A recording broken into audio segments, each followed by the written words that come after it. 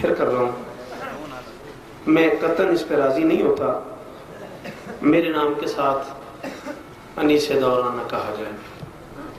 جو لوگ اس بات پہ راضی ہیں انہیں ضرور کہا جائے میرے کاغذات میں انیس ایک ہی تھا۔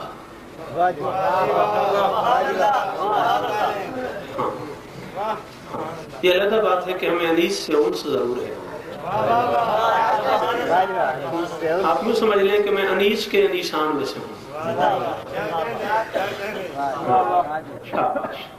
لیکن انیس اور شوکت رضا میں اتنا بڑا فرق ہے، انیس کو لوگوں نے خدائے سخن کہا ہے، میں عبد سخن ہوں۔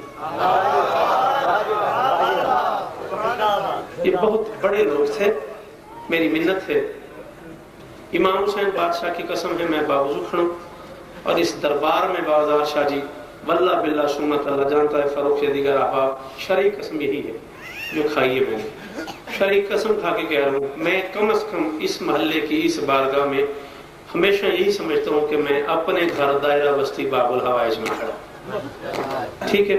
میں سینکڑوں مرتبہ فیصل آباد میں یہ بتا چکا ہوں آپ کو، میری ذاکری کا ابتدائیہ ہے فیصل آباد، میں نے زندگی کی پہلی مجلس فیصل آباد میں پڑھی ہے، علامہ گلفام صاحب قبلہ کے ساتھ میں آیا اور پھر آپ کی دعا سے میں آج جہاں بھی ہوں، اس میں آپ کی دعاؤں کا بڑا عمل دخل ہے۔ انیس کوئی بھی نہیں ہے انیس سرکار کے بعد، ہر کسی کا اپنا اپنا حصہ ہے۔ ایک بات میں آپ کو بتاؤں، بوریت تو نہیں ہوگی، سرکار انیس میں اور ہم میں جو سب سے بڑا فرق ہے وہ یہ ہے، ہم نے کتابوں میں پڑھا ہے پھر لکھا ہے، واقعہ کربلا کو ہم نے پہلے پڑھا ہے پھر لکھا ہے، ان لوگوں نے پہلے دیکھا ہے پھر لکھا ہے۔ جو منظر چاہا ہے انیس سرکار نے، اس منظر کے لیے بادشاہ حسین سے تقاضا کیا ہے کہ میں اس کا حق ادا نہیں کر رہا۔ 11 مناظر انیس کی شاعری میں ایسے ہیں، 11 مرتبہ سرکار انیس نے بادشاہ حسین سے 2 رکعت نماز پڑھ کے یہ تقاضا کیا ہے کہ میں یہ بات لکھنا چاہ رہا ہوں اور مجھے کتابوں میں صحیح مل نہیں رہی، مجھے یہ بات دکھائیں۔ حسین بادشاہ نے جعفر جن کو بھیجا ہے، جعفر ہاتھ پکڑ کے انیس کو اس جگہ پہ لے گئے ہیں اور صدیوں پہلے کا منظر انیس نے آنکھوں سے دیکھا ہے پھر لکھا۔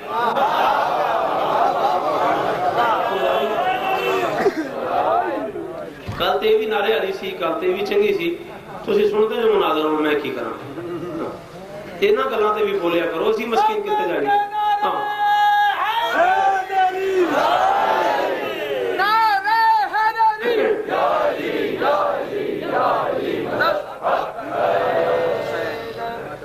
بات سمجھ آ رہی ہے؟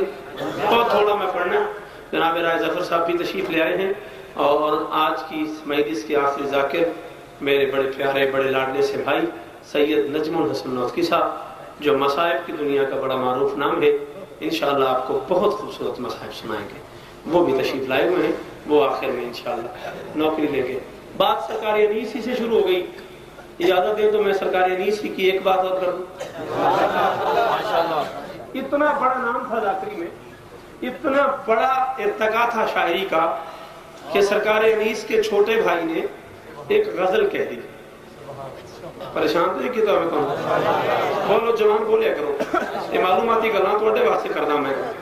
سرکار انیس کے چھوٹے بھائی نے ایک غزل کہہ دی، وہ غزل کسی گانے والی کے پاس چلی گئی، وہ گانے والی کسی کوٹھے پہ کسی چھت پہ بیٹھ کے غزل گا رہی تھی، انیس اس گلی میں سے گزر رہے تھے، گھر پہنچے، اپنی سٹک اپنی چھڑی اٹھائی اور بھائی کو مارنا شروع کر دیا۔ ان کا بھیا میرا جرم کیا ہے، مجھے کیوں مار رہے ہیں؟ فرمایا تم نے گانے بھی لکھنے شروع کر دیے؟ ان کا جی میں نے گانا لکھا ضرور ہے مگر یہ مجھے پتا ہے یا اس مغنیہ کو جو گا رہی تھی، یا مجھے پتا ہے یا اس عورت کو جو گا رہی تھی، میں نے آپ کو بتایا نہیں، اس سے آپ ملتے نہیں، آپ کو کیسے پتا چل گیا کہ گانا میں نے لکھا ہے؟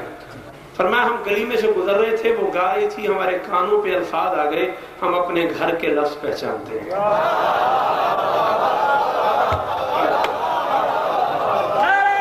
یہ بھی سن لیا کرو، ہائے لری، یہ بھی سنا کرو، نکلو خیبر سے قرآن کا واسطہ۔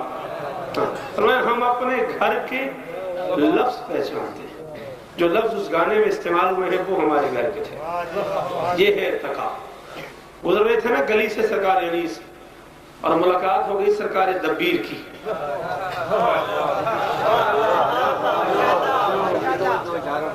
چہرے بندے ہونے کتنی میں بالکل کول آ جانا مرو ہے کرو ہے کی ہے.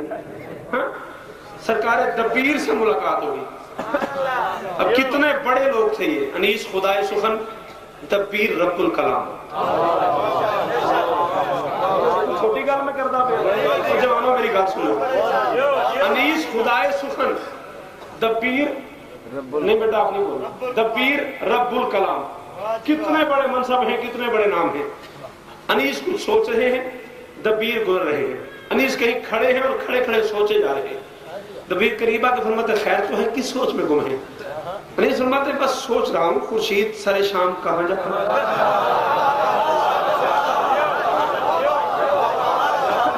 بس میں سوچ رہا ہوں خورشید سر شام کہاں جاتا ہے. بالکل بلا تاخیر فی البدی. دبیر فرماتے دبیر پہ روشن ہے جہاں جاتا ہے. توجہ توجہ توجہ. دبیر فرماتے دبیر پہ روشن ہے جہاں جاتا ہے. انیس فرماتے کہاں جاتا ہے؟ دبیر کہتے مغربی کی جانب ہے مزار حیدر، یہ شمع جلانے کو وہاں جاتا ہے.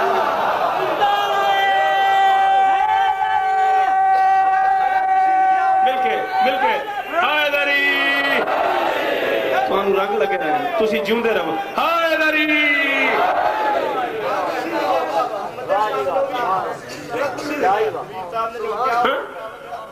ایک مسالمہ، ایک مشاعرہ، ایک محفل مقاصدہ کراچی میں ہوئی. چونکہ زراعتوی ماحول ہے کراچی میں، وہاں اس قسم کی محفلیں ہوتی ہیں. سرکار انیس و دبیر پہ ایک محفل تھی. تمہارا یہ بیٹا بھی وہاں موجود تھا. میرا خیال ہے کوئی 150 سالہ کے 100 سالہ جشن تھا سرکار انیس کے حوالے سے. بابا جی میں بھی وہاں گیا ہوا تھا، مجھے بھی انہوں نے بلایا تھا. اسی پہ گفتگو ہو رہی تھی. انہی 4 مصروں پہ 4 مصرے اس پہ میں نے کہہ دیے. ممبر پہ میں آیا، میں نے اس انیس و دبیر کمیٹی سے بھی معافی مانگی، سامعین سے بھی معافی مانگی. میں نے کہا میں انیس و دبیر کی جوتی برابر شاعر نہیں، میں انیس و دبیر دونوں کی روحوں سے معافی مانگ کے کہہ رہا ہوں سورج وہاں یہ کام کرنے نہیں جاتا. کم از کم میں نہیں مانتا کہ سورج علی کی قبر پہ دیا جلانے جاتا ہو. میں نہیں مانتا. دیا جلانے کی ضرورت وہاں ہوتی ہے جہاں اندھیرا ہو.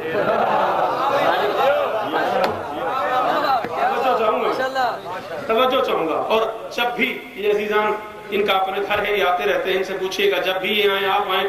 وہ شیلڈ آج تک موجود ہے جو اس وقت اتنے بڑے پنڈال میں 45,000 کے مجمع میں تمہارے بیٹے کو ملی. اسی بات پہ جو بات میں کرنے لگا ہوں، میں نے کہا جی میں نہیں مانتا کہ سورج دیا جلانے جاتا ہے. شمع کی ضرورت وہاں ہوتی ہے جہاں اندھیرا ہو. علی بقع نور ہے، علی مرکز نور ہے، علی نور ہی نور ہے.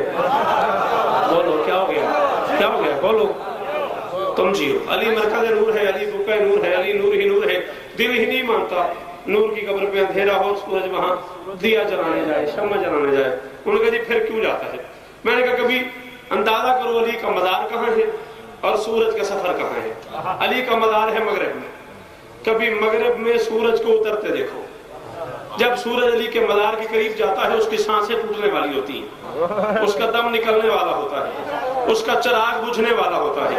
علی کی قبر کے قریب جاتا ہے تو ظاہراً مرنے کو ہوتا ہے. سر شام یہ مغرب کے سفر کا مقصد ہے. سر شام یہ مغرب کے سفر کا مقصد نور سے پائے شناسائی نئے دن کے لیے، اور سر جھکا کے در سرکار نجف پہ سورج لینے جاتا ہے توانائی نئے دن کے لیے.